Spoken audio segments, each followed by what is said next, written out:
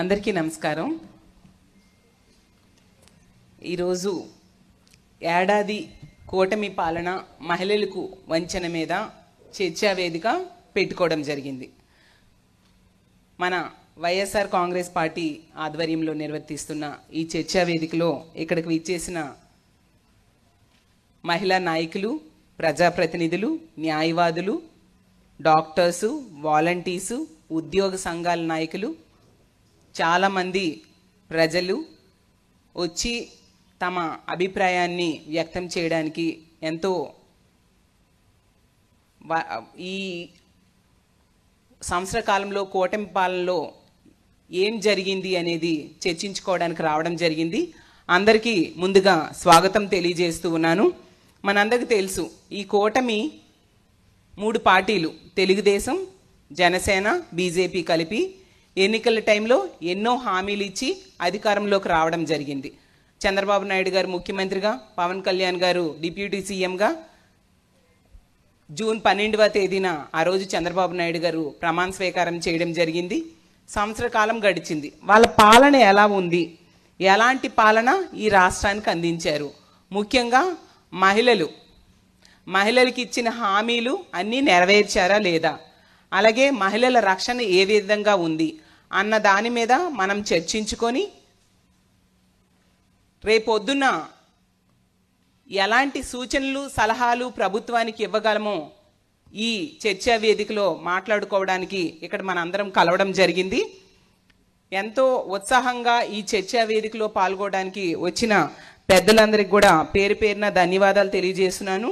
ఈరోజు కార్యక్రమానికి స్వాగత ఉపన్యాసం చెప్పిన మన ఎమ్మెల్సీ గారైన కల్పలతారెడ్డి గారికి, అలాగే ముఖ్య అతిథులుగా విచ్చేసిన మాజీ హోంమంత్రి గారైన తానేటి వనిత గారికి, అలాగే అతిథులుగా విచ్చేసిన గౌరవనీయులైన జడ్పీ చైర్మన్ గారు జల్లిపల్లి సుభద్ర గారికి, అలాగే మరో అతిథి ఎక్స్ మేయర్ గారైన గొలగాని హరివెంకట కుమారి గారికి, అలాగే ఎక్స్ ఎమ్మెల్యే గారైన భాగ్యలక్ష్మి గారికి, ఎక్స్ ఎమ్మెల్సీ గారైన శివకుమారి గారికి, ఎక్స్ జడ్పీ చైర్మన్ అయిన సుధారాణి గారికి, ఉమాబాల గారికి, అలాగే తిరుపతి మేయర్ గారైన శిరీష గారికి, ఇక్కడ చాలామంది వైఎస్ఆర్ కాంగ్రెస్ పార్టీ నాయకులు అవ్వచ్చు, ప్రజాప్రతినిధులు, మాజీ ప్రజాప్రతినిధులు, రకరకాల రంగాల్లో ఉన్న వాళ్ళందరూ కూడా రావడం జరిగింది.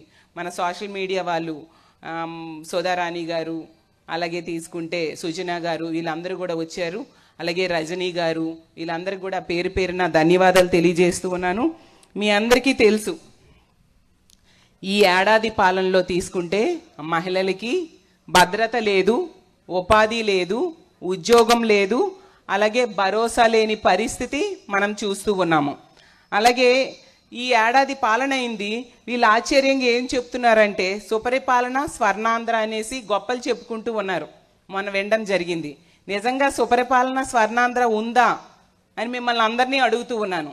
అసలు ఈ ఏడాది పాలనని తీసుకుంటే దుర్మార్గ పాలన, దురదృష్ట పాలన అన్న టైపుగా మారిపోయింది ఆంధ్రప్రదేశ్.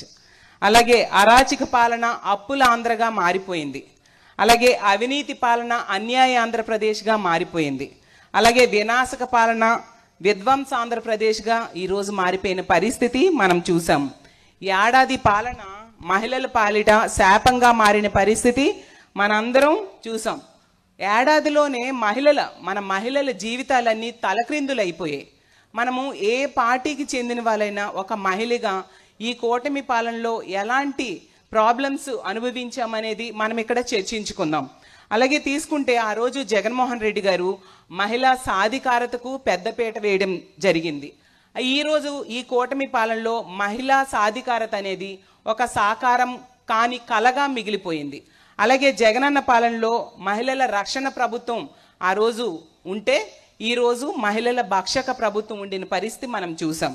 అలాగే జగనన్న పాలనలో మహిళలకు ఆసరాన్ని అందించే ప్రభుత్వం ఉంటే ఈరోజు మహిళలకి టోకరా వేసే ప్రభుత్వాన్ని మనం చూస్తూ ఉండే పరిస్థితి. ఆ రోజు జగన్మోహన్ రెడ్డి గారి పాలనలో మహిళలకు అండగా నిలిస్తే ఈరోజు ఈ పాలన ఎలా ఉందంటే మహిళలకు ఒక గుదిబండగా మారిపోయిన పరిస్థితి మనం చూస్తూ ఉన్నాం. ఆ రోజు జగనన్న పాలనలో దిశ వ్యవస్థను తీసుకొచ్చి మహిళల రక్షణకి పెద్దపీట వేస్తే ఈరోజు మహిళల రక్షణ దశ దిశ లేని పరిస్థితిని ఈ కూటమి ప్రభుత్వం కల్పించిన సంగతి మనందరం చూసాం. 3 సార్లు ఓట్లేసిన మహిళలు చాలా మోసపోయామని బాధపడితే, ఈసారి మాత్రం నేను 4వసారి ఎన్నికల్లో నాకు ముఖ్యమంత్రిని చెయ్యండి, నేను మారిపోయాను, ఈసారి మోసం చేయను అని చెప్పి చంద్రబాబు నాయుడు గారు ఎన్నికల టైంలో అడగడం వలన ప్రజలు మళ్ళీ ఓట్లేస్తే, ముఖ్యంగా మహిళలకి ఎక్కువ హామీలు ఇస్తానని చెప్పి అవన్నీ నెరవేరుస్తాను, మారిపోయానని చెప్పి అడగడంతో ఓట్లేస్తే 4వసారి కూడా సంవత్సర పాలన అయ్యేసరికి మహిళలందరికీ అర్థమైంది ఈసారి కూడా మేము మోసపోయాము అనే విషయం మనందరం చూస్తూ ఉన్నాం. అమ్మలాంటి ఆడబిడ్డలకి ఎంత దారుణంగా మోసం చేయాలని ఎలా అనిపించిందో అర్థం కాని పరిస్థితి మనం చూస్తూ ఉన్నాము.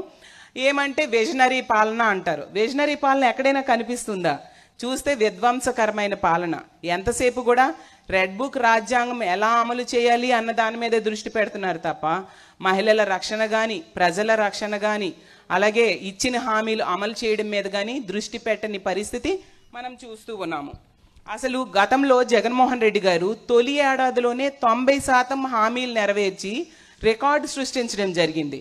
ఇప్పుడు చూస్తే చంద్రబాబు నాయుడు గారు తొలి ఏడాదిలో 90% మాట దేవుడెరుగు, కనీసం 9% కూడా నెరవేర్చకుండా ఒక చెత్త రికార్డుని ఈరోజు చంద్రబాబు నాయుడు గారు సృష్టించిన పరిస్థితి మనం చూస్తూ ఉన్నాము.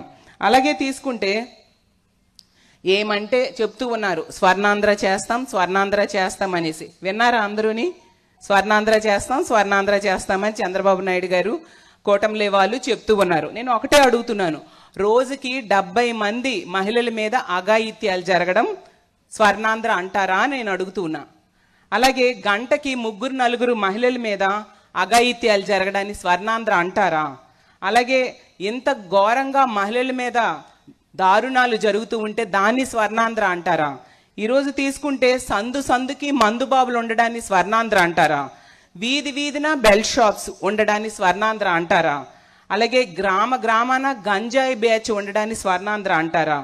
గతంలో ఎన్నడూ లేనట్టుగా డ్రగ్స్ డోర్ డెలివరీ జరగడాన్ని స్వర్ణాంధ్ర అంటారా? 17 మంది సీఎంలు చేయలేని అప్పుని చేయడాన్ని స్వర్ణాంధ్ర అంటారా అని నేను అడుగుతూ ఉన్నాను. ఒక్క ఏడాదిలోనే 1,65,000 కోట్ల రూపాయలు అప్పు చేయడం జరిగింది. దాన్ని స్వర్ణాంధ్ర అంటారా అని నేను అడుగుతూ ఉన్నాను. 60% నిత్యావసర సరుకులు ఒక ఏడాదిలోనే పెంచేశారు. దాన్ని స్వర్ణాంధ్ర అంటారా అని నేను అడుగుతూ ఉన్నా. అలాగే ఏడాదిలోనే 12 లక్షల కుటుంబాలు వలస వెళ్ళిపోయాయి. దాన్ని స్వర్ణాంధ్ర అంటారా అని నేను అడుగుతూ ఉన్నాను. అలాగే ఏడాదిలో 3 లక్షల మందికి ఉపాధి తీసేయడం జరిగింది. దాన్ని స్వర్ణాంధ్ర అంటారా నేను అడుగుతున్నాను.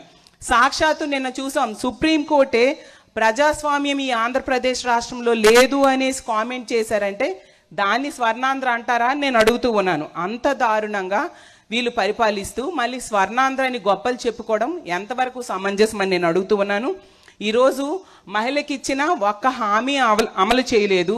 ఒక్క మహిళకు ఉద్యోగం ఇవ్వని పరిస్థితి, ఒక్క మహిళకు ఆడబిడ్డ నిధి ఇవ్వని పరిస్థితి, ఒక్క మహిళకు ఫీజు రియంబర్స్మెంట్ ఇవ్వని పరిస్థితి, ఒక్క మహిళకు కూడా ఉచిత బస్సు ఎక్కించిన పరిస్థితి మనం చూసాం.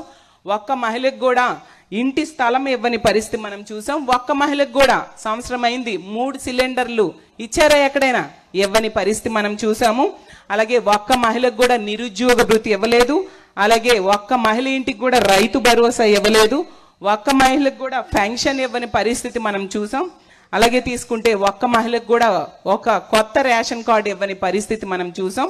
అలాగే ఒక్క మహిళను కూడా పారిశ్రామికవేత్తని చేయలేదు. ఒక్క మహిళకు కూడా 0 వడ్డీ నిధులు ఇవ్వని పరిస్థితి మనం చూసాం. దీన్నే సుపరిపాలన స్వర్ణాంధ్ర అంటారా అని నేను ప్రశ్నిస్తూ ఉన్నాను.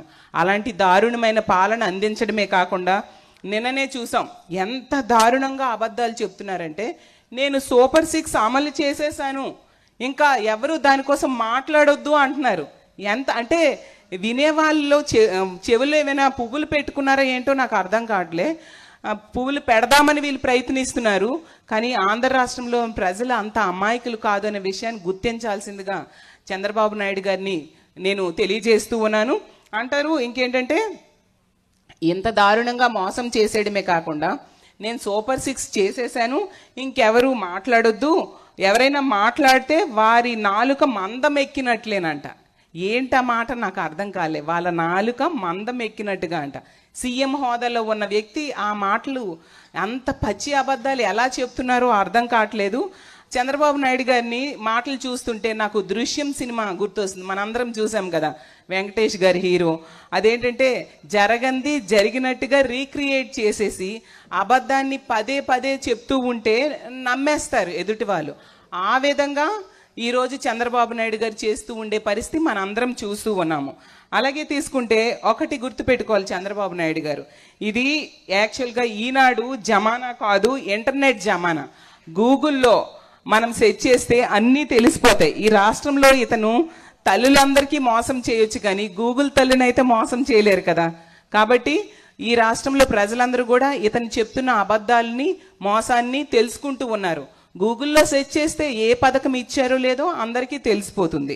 అందుకే అసలు నేను ఒకటే అడుగుతున్నాను, సూపర్ 6 అడిగిన వాళ్ళ నాలుక మందమైతే ఎగనామం పెట్టిన వాళ్ళ నాలుకని ఏమనాలి మీరే చెప్పాల్సిందిగా కోరుతున్నాను. అలాగే సూపర్ 6 అడిగిన వాళ్ళ నాలుగు మందమైతే ఇంటింటికి ఇచ్చిన బాండ్స్ ఇచ్చి వాటిని మోసం చేసిన వాళ్ళ నాలుకని ఏమనాలి చెప్పండి. కాబట్టి ఎంతవరకు తీసుకుంటే నీకు 15,000 నీకు 15,000 నీకు 15,000 అని చెప్పి ఊరూరా తిరిగి ఈరోజు మోసం చేయడం జరిగింది.